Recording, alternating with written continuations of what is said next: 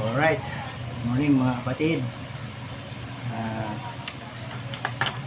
Pasensya na kagabi hindi natuloy yung ating pag-video regarding dun sa i-share ko sa inyo, no? Medyo madilim, pasensyahan nyo na rin. Actually,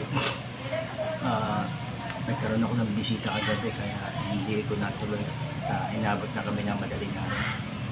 And unfortunately, pinakita ko sa inyo, ninatkat ng aso yung aking speed sensor, which is kakinuli ko ng last week. So, putol, pero hindi ko alam kung kaya ko itong idugtong. Tingin ko, may hirapan na ako sigurong idikit ito o ipagdugtongin. Kasi yung dalawang ram, papagpag lang yan, makuputol. Bibigyan tayo siguro mamaya. Anyway, sige, diretso na tayo sa share ko sa inyo, ha. Last night pinakita ko sa inyo, hindi ko lang siya mapakita kasi nga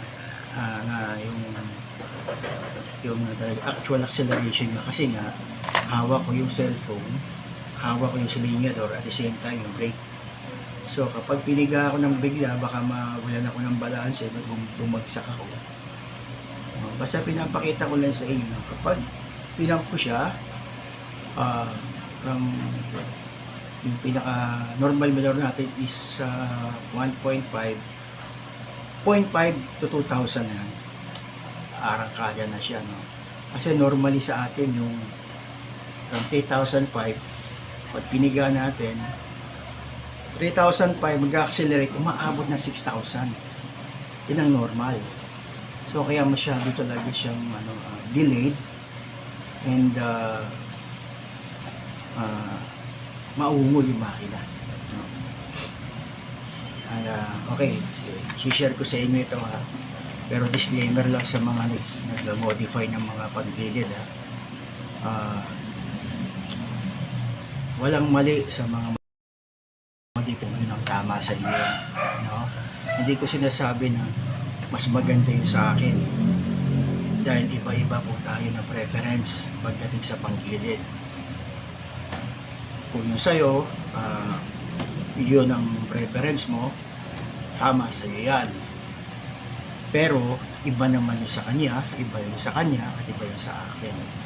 So akin, isi-share ko lang yung na-experience ko at yung aking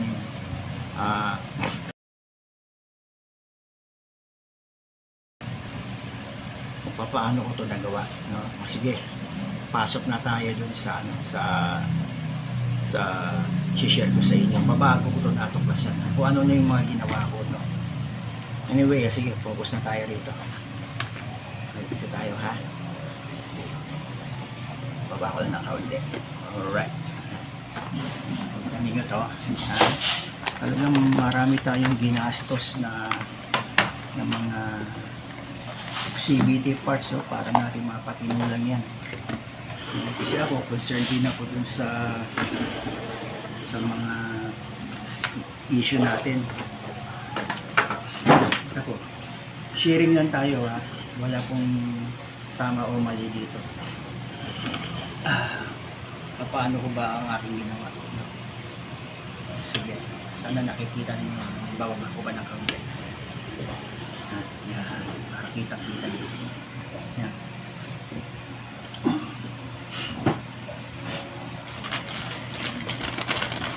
Ito po yung ating stock 800 RPM, no? Halos same siya ng aking binili dati na pang NMAX din, which is 1,200 na JPT. Marami akong experience. Same size siya. Ito naman isa is MP na Honda Click, 1,000 RPM. So minamas-match ko siya sa ating center spring.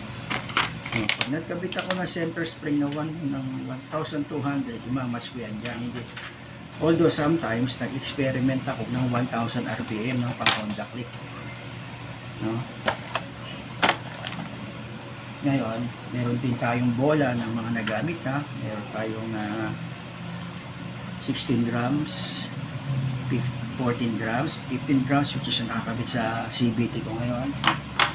Meron tayong 13, may 12, may 10.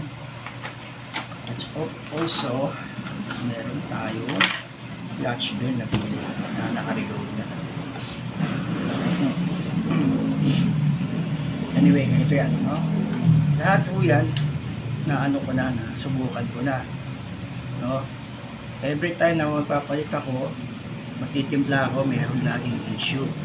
May dragging, hirap, no? Malakas sa gas, or in short, hindi ako komportable, no? Doon sa hataw niya, sa hatak niya. Ang ginawa ko na lang para mapasimple, eto na, dito na tayo ngayon. Kasi hindi naman yan automatic kapag kinabit ko, kinabukasan papalitan ko. Hindi. Matatakbuhin ko na yan ng mga ilang days, weeks. Minsan umabot ng isang buwan, pag libre tayo, minsan nakakaramdam ako na parang there's something wrong. Maging sa bola. Okay, dun muna tayo sa sa bola. No? Sa bola kasi, no? Dito maraming nagkakamali na akala nila na may issue rin dito sa bola. Yes, of course, may issue yan, depende yan sa gumagamit, no? Kasi ang bola lang is, ang trabaho nito para humatak, di ba? Isa yun. Depende yan kung gusto mo yung mabilis humatak, mabilis umarangkada, kanya-kanya yan. Kaya nga sa mga nagamit ko rito, halos 4 ang nagamit ko, yung iba 11, 12, hindi pa.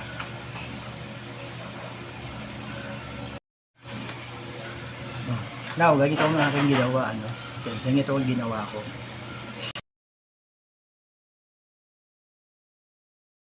Ang issue natin is mataas yung RPM niya, diba? Tayo nakaka-relate dyan, lalo na sa mga easy ride 150Q, 150P, 150N, AFI. So, ang ginawa ko, ano yung ginamit kong stock lining ng clutch at saka yung clutch spring, which is 800 RPM. So, minintain ko na lang siya ron. And then, yung mismo stock clutch, stock center spring natin, which is maikli, kagaya ng NMAX. Pinalitan ko ng pang Honda Click. Pang Honda Click na 800 RPM. Ganito kahaba yan. Ang Honda Click, tandaan ninyo. Tingnan nyo diferensya. Mas mahaba siya. Diba? So, ang pinalitan ko ngayon, itong stock clutch, stock center spring ng 800 center spring ng Honda Click. Anong nangyari? So, from 1.5, nagkaroon siya ng primera. No? Kumbaga, halos bumabad ng kaunti ron sa low gear. Kasi dito, wala tayong primera. Talagang umul nangyayari. So, kailangan talagang magpalit. So, kung ano-ano yung mga pinapalitan sa akin ng mga mekaniko. Clutch spring, center spring, kung ano-ano, bola, clutch lining. At the same time, no, dahil nakakaramdam na rin ako ng dragging dun sa panggilid ko, bago na yung aking clutch lining, no? Pinilan ko siya ng clutch bell, na which is mas magaan sa stock natin, na naka-regrow na. Pang Honda Click pa rin ang ginamit ko. So, minatch ko siya sa center spring, sa clutch lining na pang Honda Click, at clutch bell ang Honda Click. So, iisa lang ang ginamit ko. Kaya yung nakita nyo rin sa video, na unang piga pa lang, nagiging responsive na. Kasi, pinag-combine ko siya ng pang Honda Click. Yun ang sikreto. Ngayon, Yun ang sa akin ha, kasi actual na nakakita ko. Ngayon, kung sa inyo, meron kayong setup na mas convenient kayo, dun kayo. Walang mali sa lahat ng setup natin. Pare-pareho lahat yan.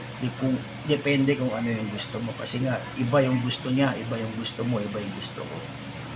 Iba-iba din tayo ng weight. Ako, ang weight ko is 78 kilos. Minsan, 80, naglalaro ako dyan. May OBR pa ako. So, now, paano sir yung bola? Walang pagtatalo dyan. Depende sa inyo. May nagkakabit. Ang stock natin is 14. Kulay green. Ito 16 grams. Ang nakakabit sa akin ngayon is 15 grams. Ano ba? Pwede rin magkombinasyon. Walang mali dyan. Depende na lang sa inyo kung ano ang gusto ninyo. Kasi mag-iiba na lang pagdating sa hatak. Ano yung hatak sinasabi ko? Yung acceleration. Kung gusto nyo talaga ng magaan na bola at naka-stack lang kayo ng 800 RPM centers, 800 clutch spring RPM, clutch spring na pag Honda Click is mahaba, 800 RPM, wala magiging kaso. Yun pa rin na magiging acceleration from 1.5. Ngayon, yung arangkada nyo lang, medyo maungol. Kung 13 bababa, mas mahiyaw yan. Ngayon, pag 14 pataas, wala din problema. Kasi, mas nabibigyan ng mahabang buwelo yung malakas. Lalo na especially, 14 to 16. Ngayon, ang mas prepare ko is 15 grams. Paano yung kombinasyon? May nagpo-kombinasyon. Mali ba yun? Walang mali dun kung yun ang tama sa kanila. Kaya hindi tayo mag-aaway-aaway dyan pagdating sa pagtitimpla ng CBT. Walang mali dyan kung tama yun sa nagkakabit, kung yun ang gusto niya. Sa akin naman, naisubukan ko na yan, nag 14-16 ako, equals 15 pa rin each one. Ang problema lang, kapag umahataw ka, nakabuelo ka na, yung tatlong bola nakataas na, yung tatlo nasa gitna pa lang. Kaya pagdating sa gitna niyan, nabibiting ka. So, kailangan umakyat muna siya para talagang dumulo. No? Yan ang downside niyan. Akala nila kombinasyon maganda sa patag. Pero pagdating sa akyatan niya, maghihingalo na yan. Kasi kailangan na kung may OBR ka. Nakaakyat na yung 13 mo. Pero yung 15 mo, nandito pa lang. So, kailangan mo pa talagang pigain yan. Nakatulong ba? Well, kayo na mag-decision yan. Hindi ko sinasabing mali. Kasi sa kanila, okay yon. So, yun lang ha. Wala tayong pagkatalo ha. Disclaimer lang ha. Hindi ko sinasabing magaling ako magtimpla. Ito, sinishare ko lang sa inyo. No, ulitin ko. Kung ano yung the best na timpla sa kanya yon. Tama sa kanya. Tama din sa isang kapatid natin. Tama din sa akin. Walang mali doon. Nag-sharing lang tayo. Ngayon, kung gusto nyo subukan yun sa akin, dalawa lang ang papalitan nyo o tatlo. No? Center spring, pang Honda Click, 800 RPM. Remain yung stock na lining natin ng pang Honda Click na 800 RPM. Magmahaba kayo na 800 RPM para magkaroon ng primera. Ngayon, magpalit kayo ng clutch bell na medyo magaan. Naka-regroove. Naka-regroove ha. Kasi mabigat yung stock bell natin. At the same time, kung ano yung gusto nyong bola, magpalit kayo either 15 or 13, depende sa inyo. Kung ano, gusto nyo na mahiyaw, mag-13 kayo. Pero kung gusto nyo na parang ano lang siya, matipid sa gas, may buwelo, malakas, kahit may OBR, may karga ka, 15 kailangan mo. Ayun lang ha. Sana nagkakaintindihan tayo ha. Sharing lang to. Pwede nyo subukan. Saka nyo na uhusgahan kung okay sa inyo yung sinabi kong timpla. Ngayon, kung hindi pa rin kayo satisfied doon, okay na tayo sa center spring. Sa bola na lang tayo magkakatalo. Basta nakuha na natin yung mababang arengada. at makakatipid tayo, more responsive siya. Saka nakakatipid sa gas. Remember, 800 RPM. Okay mga paps, yun lang. Thank you. Ride safe.